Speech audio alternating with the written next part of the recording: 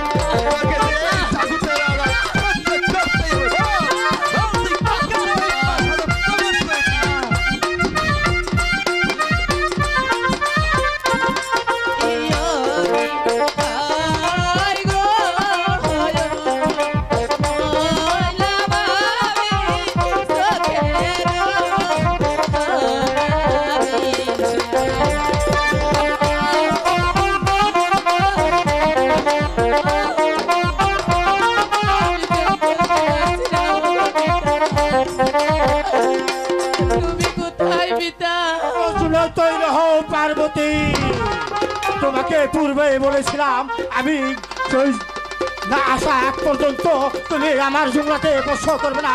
তুমি আমার জুমরাতে স্পর্শ করতে কেন তা জবাব দাও। জবাব যদি না দাও তাহলে তোমাকে আমি পুরে ভস্ম করে দিব। শুনেন ঠাকুর মশাই, আপনি ওই পুকুরে চান করা যাওয়ার পর আমি যে চুলাখানা পাহাড় দিয়েছিলাম, আমার মনে হলো এই জুলার ভিতর ইঁদুর ঢুকেছে আর আপনার গাঁজাগুলো কেটে টুরকো টুরকো করে দিচ্ছে। সেই জন্য আমার হাতের তীর আছে, সেই তীর দিয়ে সেই ইঁদুরের চোখ আমি কানা করে দিয়েছি। আর কানা করে দেওয়ার সঙ্গে সঙ্গেই এমন গান শোনা যাচ্ছে। গান শোনা যাচ্ছে, কি গান শোনা যাচ্ছে বলো পার্বতী? আপনি হন তার পিতা আর আমি হই তার মাথা। না, মিথ্যা কথা, মিথ্যা কথা। না না ঠাকুর মশাই, এটা মিথ্যে কথা নয়, এটা সত্য কথা। পার্বতী, তাহলে এখন কি উপায় হবে বলে দাও, বুদ্ধি কি? আমার কাছে উপায় একটি আছে। ওই পদ্মাকে তার মামার বাড়ি কথা বলে ওই হরিরাম পাহাড়ে নিয়ে তাকে বনবাস দিয়ে আসেন। উত্তম বুদ্ধি করেছ পার্বতী। তাহলে তুমি এখন চলে যাও ওই অন্দর মহলে, আমি পদ্মাকে নিয়েই ওর মামার বাড়ির কথা কয়ে আমি ওকে বনবাসে রেখে আসবো ওই হরিরাম পাহাড়ে। ঠিক আছে স্বামী, আমি তাই চলে যাচ্ছি, আমি তাই চলে যাচ্ছি। পদ্মা, পিতা, তুই কি তোর মামার বাড়ি বেড়াতে যাবি? ওগো পিতা, আপনি আমার পিতা, আপনি আমাকে যেখানে নিয়ে যাবেন আমি সেখানে যাব পিতা। তাহলে আমার পিছনে পিছনে চলে আয়। তাই চলুন পিতা, তাই চলুন, তাই চলুন। পিতা, পিতা গো, আপনি আমাকে কোন জায়গা নিয়ে আসলেন? এখানে তো কোনো বাড়িঘর দেখতে পাচ্ছি না, শুধু বন আর জঙ্গল। হ্যাঁ হ্যাঁ, বন আর জঙ্গল। তোকে যে এখানে কেন নিয়ে এসেছি তুই কি তা জানিস? কেন নিয়ে এসেছেন পিতা? ওর যে এই বনের মাঝে চিরদিনই বনবাসে থাকতে হবে। না,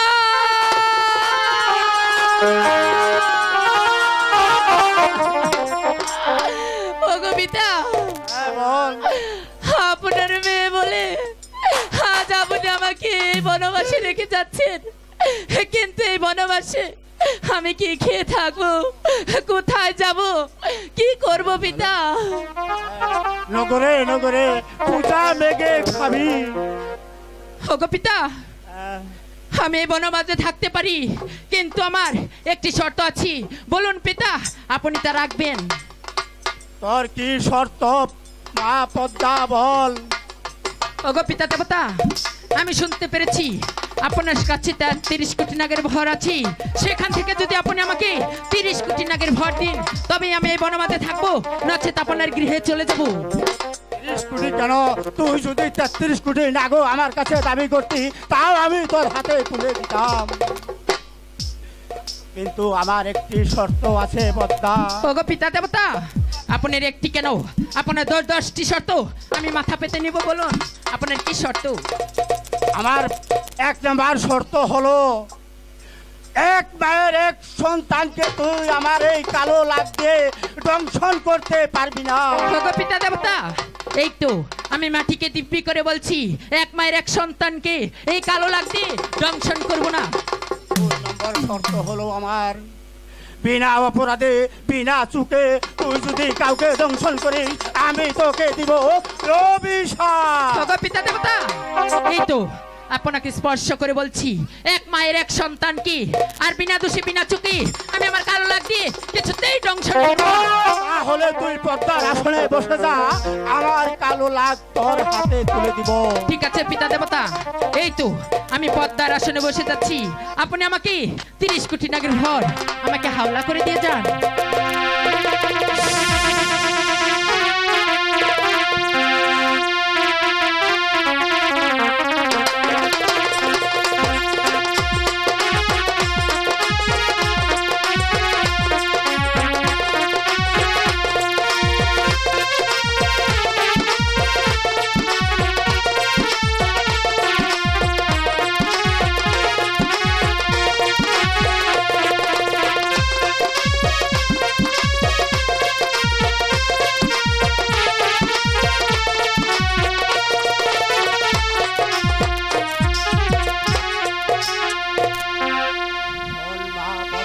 বলুন পিতা দেবতা।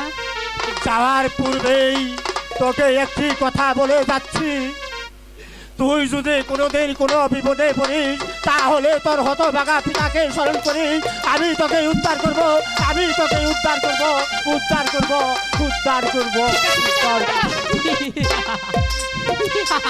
পিতা দেবতা, আমি শুধু আপনার কাছ থেকে ৩৩ কোটি নাগের ভর নিনি, তারপরেও আপনার কাছ থেকে দেবীত্ব লাভ করে নিবই। আমি আর এখানে বসে থাকবো না। আমি আমার পিতার কাছ থেকে ৩৩ কোটি নাগের ভর পেয়েছি, এটা সত্য না মিথ্যে তা আমার যাচাই করতে হবে। তাই তো আমি এখানে আর বিলম্ব করব না, আমি এখনই চলে যাব সেই রাখাল রাজ্যে। ওই রাখালগণ আমাকে যে নিন্দা করেছে, দিয়েছে ধিক্কার, এবার হারে হারে প্রতিশোধ নিব। দাঁড়াও রাখাল, আমি আসছি, দাঁড়াও।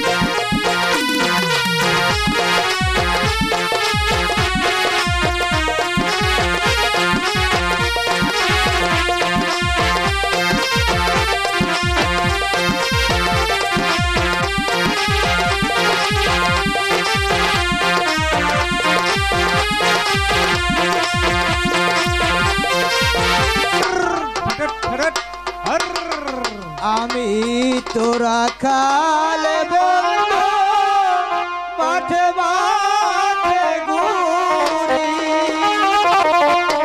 বাঁশরি বাজায় আমি গরু বাছুর রাখি,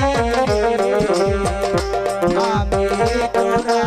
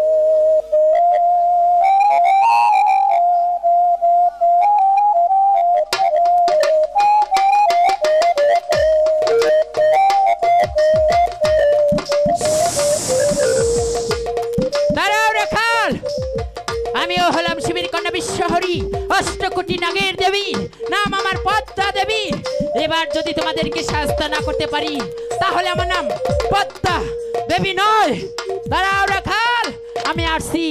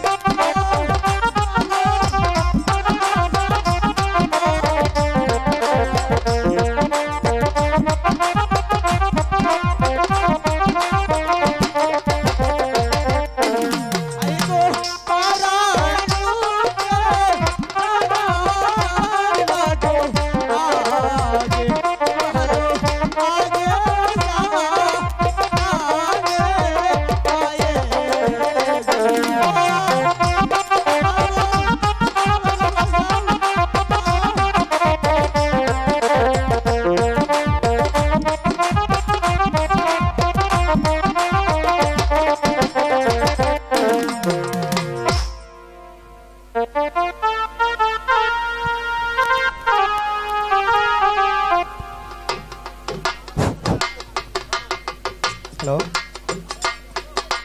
আমার ছেলে দুটি তো সকালবেলায় চলে গেছে মাঠে সেই গরু নিয়ে। এখন প্রায় সন্ধ্যা হয়ে আসছে, আমার ছেলে তো বাড়িতে ফিরছে না। আমি একটু এগিয়ে দেখি আমার ছেলে কোথায় কি করছে। না না, আমি তো কোথাও দেখছি না। কি হেরে বাবা মানিক, তোর কি হয়েছে? তুই এভাবে পড়ে আছিস কেন? কিরে, আমার আরেকটি সন্তান এখানে শুয়ে আছে। হেরে বাবা মানিক, তোর কি হয়েছে? আরে বাবা কথা বল তুই। আমার মানিক তো কথা বলছে না। কি আমার ছেলেদেরকে লাগে দংশন করেছে। ভগবান, আমি এখন কেমন করি? আমি লোকের মাঝে শুনতে পেয়েছি এই সাপে কাটা উকি নাকি এই পদ্মাই ভালো করতে পারে। আমি তাহলে পদ্মা মাকে স্মরণ করে দেখি। হাই গো কোথায় রইলে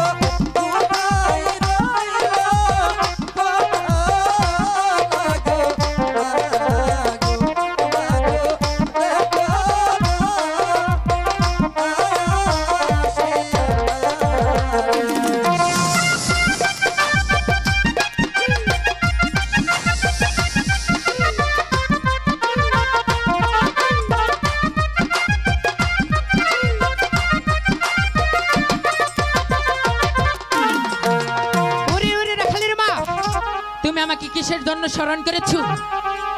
ওগো পদ্মা মা, আমার সন্তানকে লাগে দংশন করেছে, তুমি ওদেরকে ভালো করে দাও। শোনো রাখালের মা, ওদেরকে নাকি দংশন করিনি, আমি তাদেরকে দংশন করেছি। কেন কেন মা? কেন করেছি তা শুনতে চাও রাখালের মা? বলো মা। তাহলে শোনো, তোমার রাখালগণ, আমি আমার পিতার সাথে যাবার পূর্বে ওই রাখালগণ ধিক্কার দিয়েছি, আমার পিতাকে দেবতা বলে মানে না, পুষ্পাঞ্জলি দিবে না, তাই তো তাদেরকে আমি উচিত শিক্ষা দিয়েছি। ওগো মা, ওরা ছোট মানুষ, ওরা ভুল করে ফেলেছে, ওদের হয়ে আমি তোমার কাছে ক্ষমা চাচ্ছি। না! আমি কিছুতেই তোমাকে ক্ষমা করব না, কিছুতেই না। ওগো মা, তুমি ছাড়া যে আমাদের আর কেউ নেই মা। শোনো রাখালের মা, আমি তোমার রাখালগুলোকে ভালো করে দিতে পারি, কিন্তু আমার একটি শর্ত আছে, বলো তুমি রাখবে? কি শর্ত তোমার মা? শোনো রাখালের মা, তুমি যদি আমাকে একখানা পুষ্পাঞ্জলি দাও তবেই তোমার রাখালগুলোকে ভালো করে দিব, নচেত না। আমি গরিব মানুষ, আমি পুষ্পাঞ্জলি কেমন করে দিব মা? শোনো রাখালের মা, তোমার ছেলেকে ভালো পেতে চাইলে তুমি প্রয়োজনে নগরে নগরে ভিক্ষা মেগে আমার পুষ্পাঞ্জলি এনে দিবি, তবেই তোমার রাখালগুলোকে ভালো করে দিব। ঠিক আছে মা, আমি তাই করব।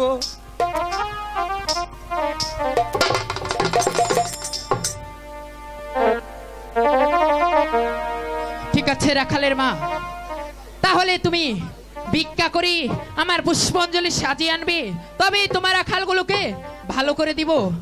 এবার আমি আসি।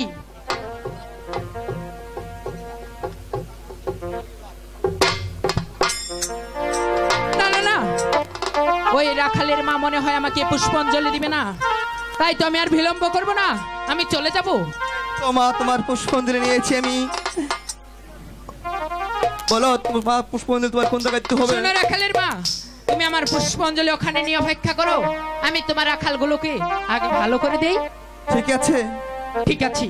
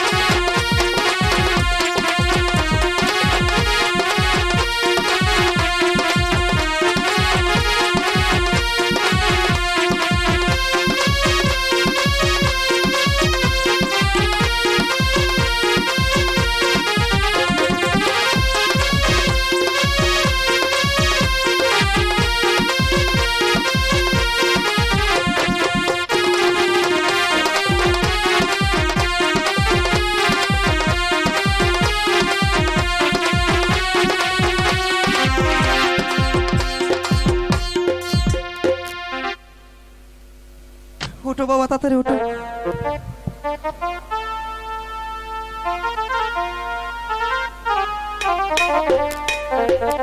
দাঁড়াও রাখালের মা, বলো মা। তুমি তুমি আমাকে কথা দিয়েছিলে তোমার রাখালগুলোকে ভালো করে দেওয়ার পর তুমি আমাকে পুষ্পাঞ্জলি দিবে, তুমি আমার পুষ্পাঞ্জলি না দিয়ে চলে যাচ্ছ। শোনো মা, আমাদের দেশে বড় সদাগর আছে চান্দু সদাগর, সে যদি তোমাকে পুষ্পাঞ্জলি দেয় আমরা সকল বা সুন্দরী তোমাকে পুষ্পাঞ্জলি দেব। তাহলে তুমি আমাকে পুষ্পাঞ্জলি দিবে না?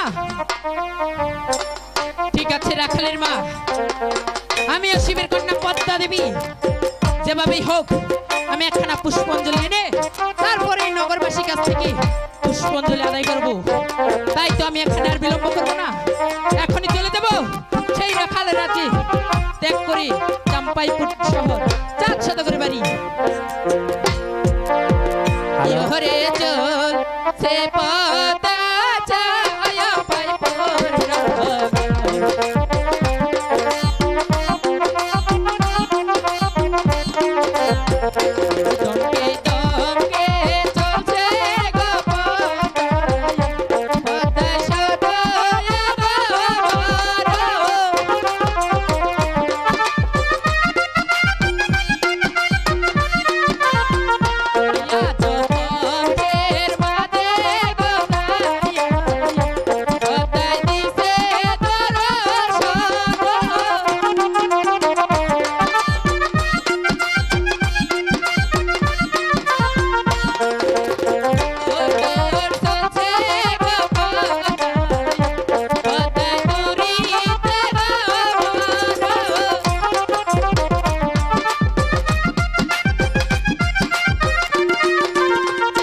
চাম্পাইপুর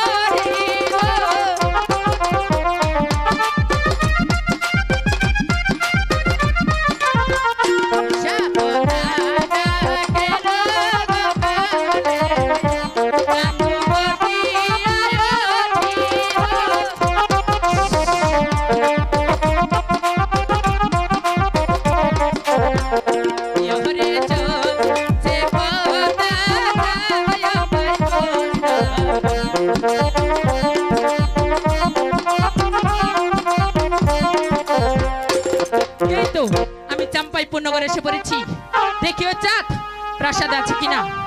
আরে ও সদাগর মশাই, আপনি কি প্রাসাদে আছেন? আরে ও বলে চাঁদ, তুমি কি প্রাসাদে আছো?